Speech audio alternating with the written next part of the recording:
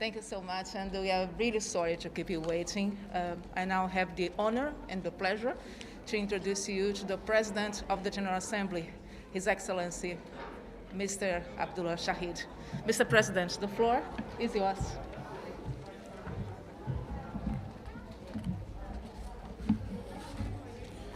Good afternoon, all.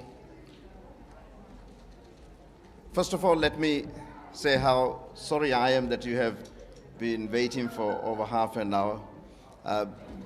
When the new Presidency of Hope was reined in, it took a little bit of time to get through some of these procedures. I apologize once again. A very warm greetings to the United Nations correspondents. I look forward to working with you many times throughout the coming year. Allow me to say up front that the United Nations has been home since the 1980s. Yes, and that does not in any way reflect my age, ladies and gentlemen. While member states negotiate resolutions, the essence of what we do at the United Nations is only conveyed to the rest of the world through you. I have always admired the work you do to help the world understand what the United Nations, and more specifically the General Assembly, does to improve people's lives around the world. In today's age and time, what is left untold has never happened. I want our work at the General Assembly to be told, and you are my partners in this endeavor. A free press is a fundamental pillar of transparency and of democracy. Sometimes you need someone to ask the questions, even the uncomfortable ones, if you are going to be open and honest about what is happening. Please never shy away from asking the tough questions. I might decide not to answer some of these questions, but that may primarily be because I really do not have those answers as the President. But I want you to keep me and the rest of the members of this House on our toes. And I intend to support your work in this regard. In addition to regular briefings, I hope to host a luncheon or morning dialogue, and if you are good enough, a dinner for members of the UN Press Corps. Likewise, I'm hopeful that I will be invited to press events and interviews and have the opportunity to engage with young aspiring journalists who are eager to make their mark. Empowering youth is an important part of my presidency, and I hope you will work with me to help make that happen. Dear friends, by now you have heard extensively about my Presidency of Hope. For those of you who have not, the summary is this. We have a global population who have lived in anxiety, depression, and desperation for 18 months. We can no longer afford to be the voice of doom and gloom. For every problem, there must be a solution, and the United Nations can and must be at the forefront of spelling out those solutions. Let people come to us for hope, for inspiration, for peace of mind. When I propose my 5 rays of hope, I do so very aware that we need to hope to deliver on these areas and get the world back on its feet. The first ray is about COVID-19 and the need for vaccine equity. We cannot accept that only 3% of Africa has yet been immunized. We can and we will do better. I intend to call a high-level thematic debate on vaccine equity with leading experts and world leaders for early 2022 as we seek to put those jabs in every arm that needs them. We will not be safe until all of us are safe. My second ray is on recovery. As we rebuild, we must do so sustainably. Our decade of action must also be a decade of recovery. My third ray of hope is on responding to the needs of the planet. This is a year of conferences on the planet. COP26, Biodiversity Convention, Energy Dialogue, and next year, the Least Developed Countries Conference in Doha and the Oceans Conference in Portugal. My proposal is to coordinate and pool efforts from all these events so we can find common solutions and act upon them. I call the 76th session a super session for nature. My fourth ray of hope is on human rights and the ever-critical need to never leave anyone behind. All people must be empowered, all must be lifted, must be protected, must be given the opportunities to grow and thrive in safety and prosperity. We must address discrimination in all its forms and be the UN for all people. Dear friends, my Presidency of Hope is also about respecting the rights of all and revitalizing the United Nations. We need an organization that is fit for purpose and tuned up with the times that we are living in. These 5 rays of hope are here to drive us not to give up, even when the odds seem high. Finally, let me say something. In the 76 years of the General Assembly, there have been only 4 female presidents. This needs to change. We need more women in positions of leadership here, in the United Nations, and across the globe. As a foreign minister, I ensured that half of our ambassadors are women, and you have an example right here in the UN of Ambassador Tilmisa. There she is.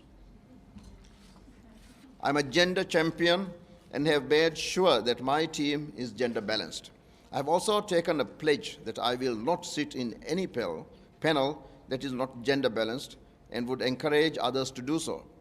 It is time for us to be more assertive about making the world 50-50, and count me in.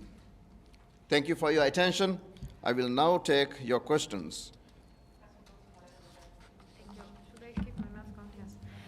Thank you so much, and congratulations on the start of your mandate, Mr. President, and I wish you the best of luck on the year ahead.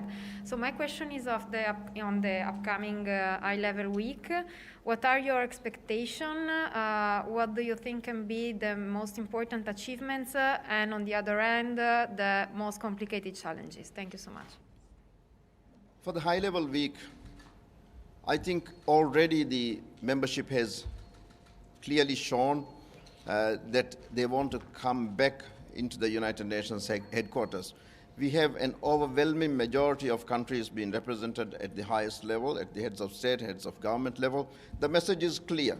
The message is that we want the United Nations to start functioning. We want the General Assembly to start functioning. And we will give that voice at the highest level. So the voice of, that the membership is giving from the UN podium is what the constituents wants to hear, and I think that message is very clear. The difficult thing would be to manage during a pandemic, but I'm sure that with the strict protocols in place and with vaccination going around, we will be able to manage. I have every confidence about it. Thank you. And good luck for the 76th session. Thank you. I'm Yoshita Singh with Press Trust of India. My question is on Security Council reform. Now, countries like India and the G4 have been at the forefront of efforts for Security Council reform, saying that the Council must be reformed and expanded to reflect contemporary realities and stay credible.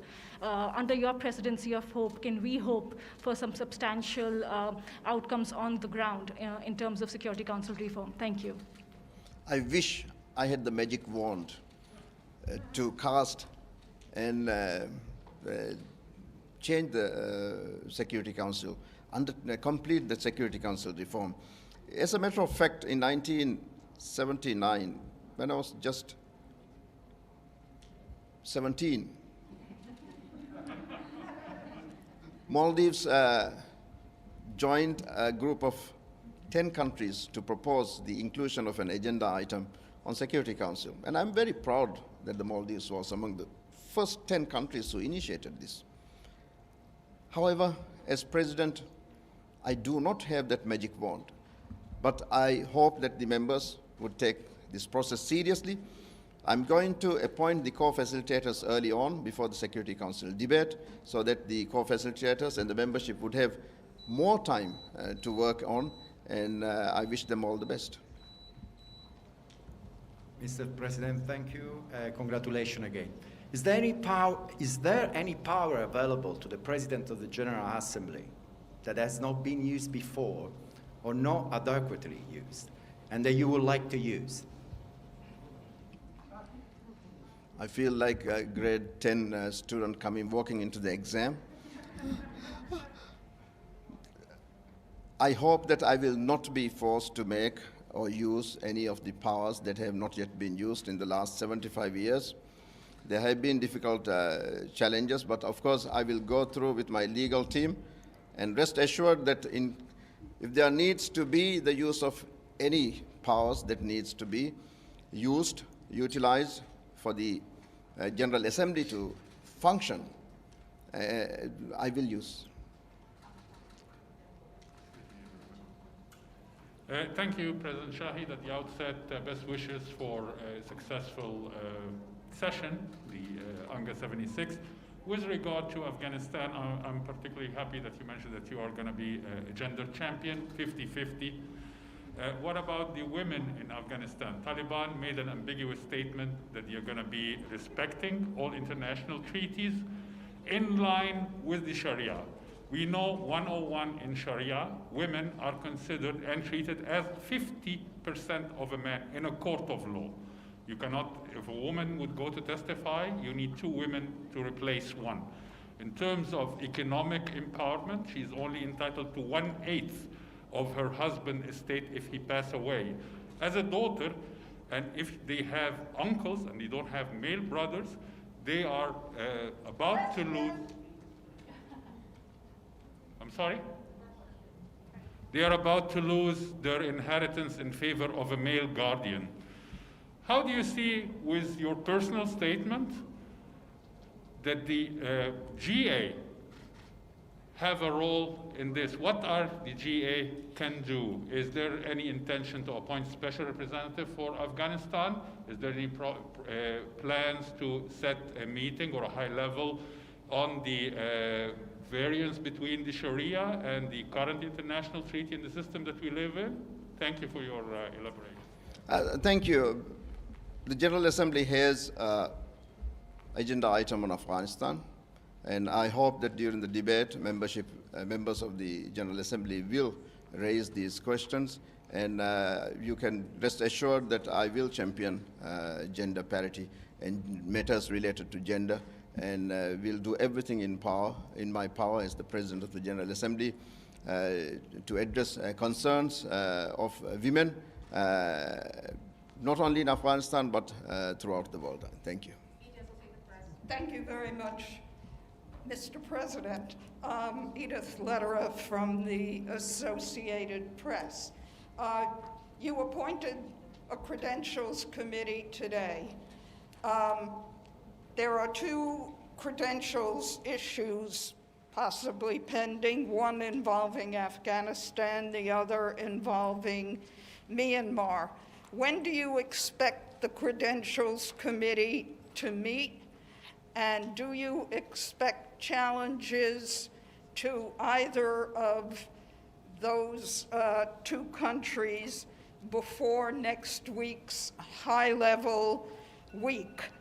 And if I could indulge you on one other small question, large question. Both you and the Secretary General spoke about the very serious divisions among member states. How do you actually propose to try to heal those divisions? On the credentials committee, yes, I constituted the credentials committee according to the Charter of the United Nations and the standing orders. They will meet soon. Of course, the purpose of a committee is to try and resolve any issues that may come up, and I will not prejudge the work that the committee will do. That will not be in line with the ethics of the president. On the unity, we both, the president and the Secretary General and I, spoke about unity. It is clear that if one thing that the pandemic has taught us is that no one is safe until everyone is safe. The message is very clear. We can sort these things out only through a united effort. I think the pandemic has taught us this well, and I hope that the membership will take this into account in dealing with these crises that we are going through. I will do everything possible to bring countries closer to the table, to the negotiating table, to impress upon them that the rest of the world, the 7 billion people, are counting on us. When you say soon, do you mean this week before the high-level debate and the general debate begins next week, or do you mean after? I promised you that I will try to answer all the questions. Some I will not be. This specific detail, I will have to come back to you later. Thank you. My name is Ibtisam Azim from the Daily Arabic Al Arabi Al Jadid. I have two follow-ups actually. The first one on the issue of human rights that you talked about. We hear a lot of talks about human rights, but very often it is left then to the Human Rights Council.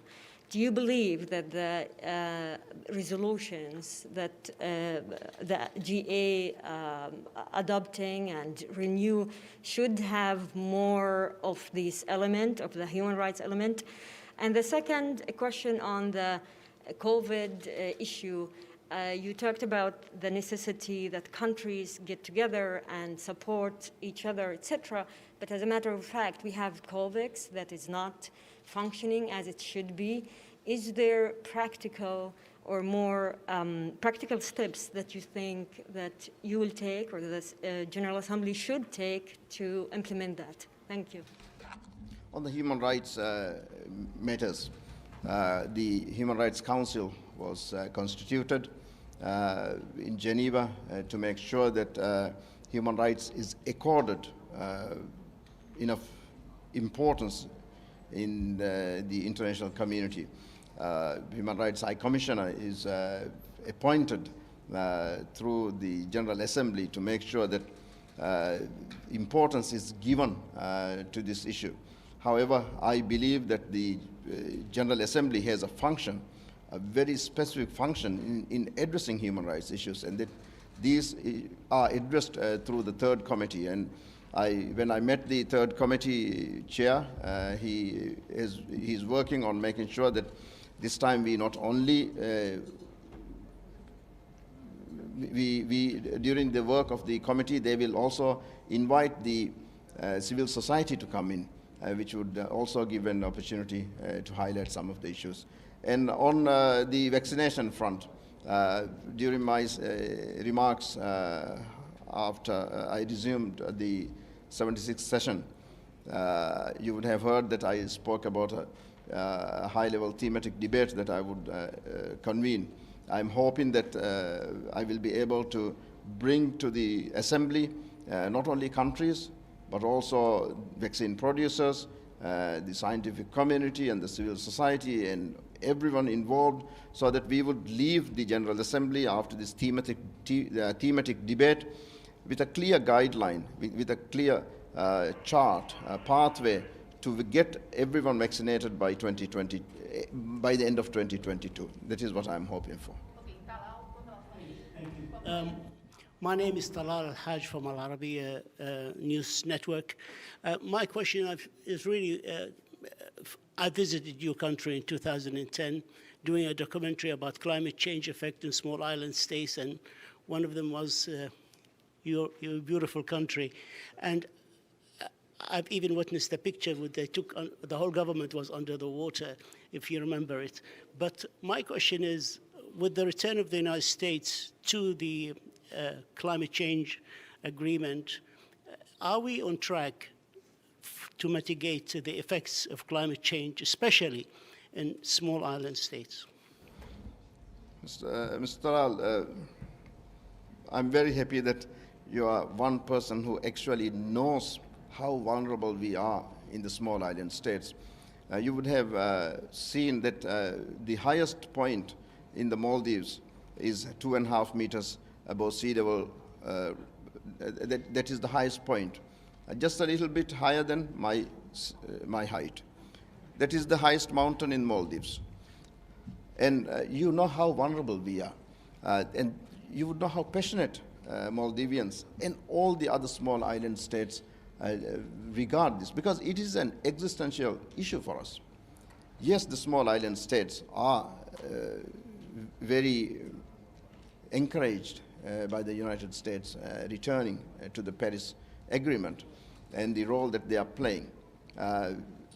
Are we comfortable with what the outcome of COP26 may be? I don't think so. I don't think that we are on the right track yet. The 1.5 degrees has to be, it's a must for the small island states. We would like to stay alive, yes. And we need to reach that 100 billion target. We need to get the Paris handbook finished. We need to give that message that, yes, the leaders care for the 7 billion people. That message of hope, I hope, will come from Glasgow.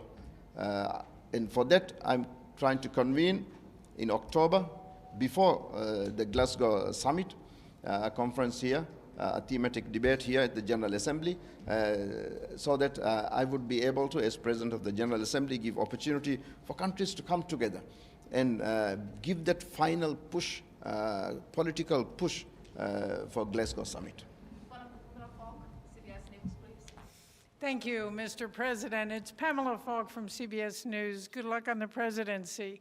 My question is, the president, as president, you have made a priority of COVID vaccine equity. Do you expect to call on world leaders, since more are here than anyone anticipated, to contribute or to make any kind of milestone in terms of contributing or meeting some of the needs that the World Health Organization has called for? Thank you. I'm going to do, thank you, Pamela. I'm going to do everything possible, everything that the President of the General Assembly is empowered to do, everything to make sure that we are able to reach the target that we are setting to get every single person to be vaccinated by the end of 2022. I believe that the world has that capacity. I believe that we can do it. And I call upon leaders of all countries to come together and get this done. And hear the bell ringing that no one is safe until everyone is safe. We can't deceive ourselves. Mr. President, thank you very much for your intervention. My name is Alan Bulkati from Maria Novosti News Agency. During your speech, you mentioned, I have a little follow-up, first of all. During your speech, you mentioned the high-level debate on climate security.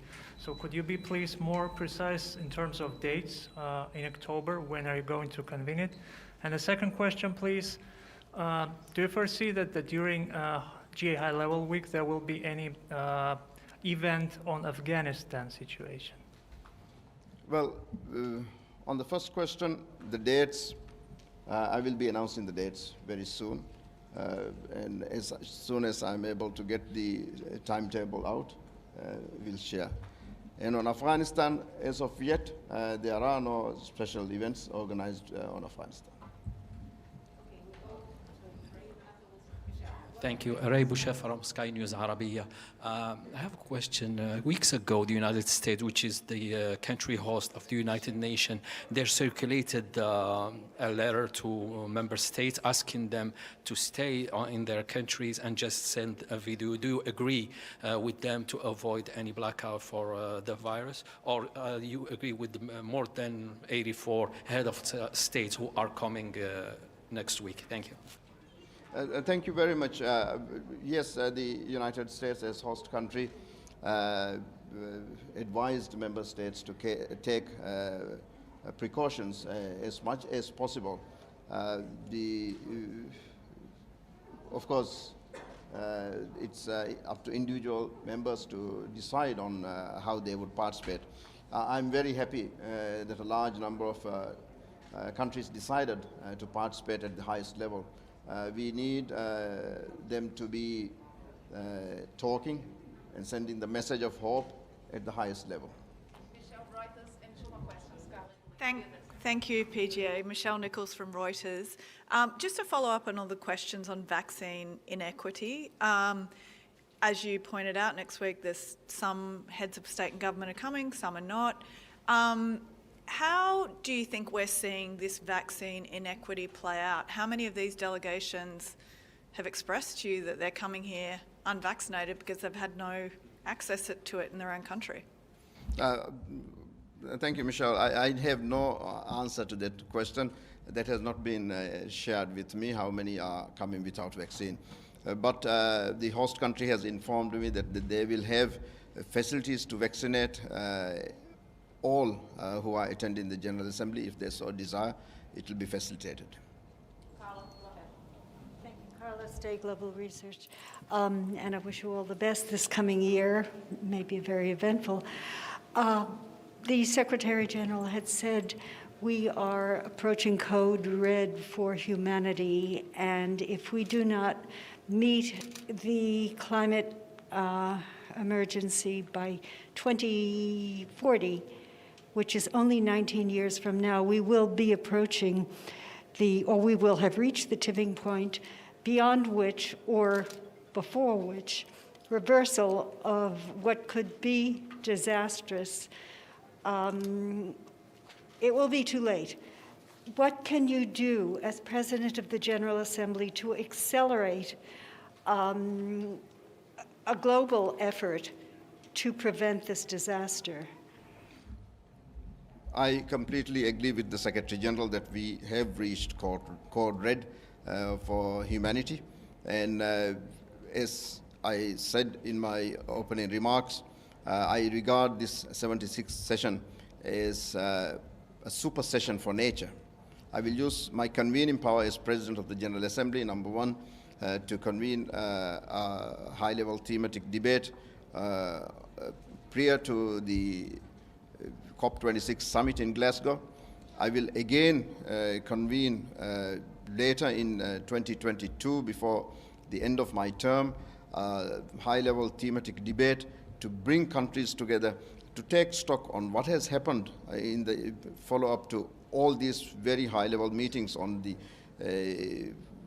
parties to the Conference of Parties to Biodiversity, to Oceans Conference, and the dialogue on energy. The powers of the General Assembly President is the convening power, and I will use it to bring countries together, take stock. This is De Zhi from China Central Television, CCTV. Just one quick question, because we know that next week is the UNGA, and do you have any plans to meet privately with all those world leaders so that you can discuss many of these issues we mentioned, just climate change, Afghanistan, and even Myanmar, and other issues like human rights, and as you mentioned, and by the way, we really like your slogan of the hope. That's really what we need now. Thank you. Thank you. Almost all the visiting heads of states, heads of government have requested to hold bilateral meetings with the individual meetings with me. I just wish I had time and that they would stay a little longer.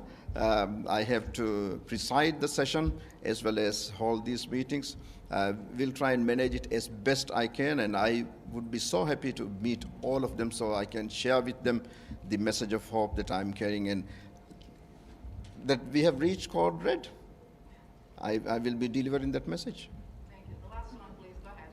Mr. Shahid, I'm Musala from Azerbaijan News Agency report. First of all, I want to congratulate you with your new post. My question is, are there any plans to discuss the issue of establishing a dialogue between Azerbaijan and Armenia in the post-conflict period during the 76th session of the UN General Assembly? How can the UN facilitate this dialogue? The issue of security and peace and security comes under the direct mandate of the Security Council.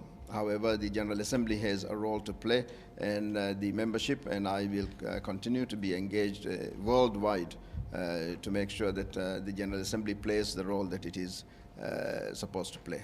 Thank you. Thank you very much, everybody.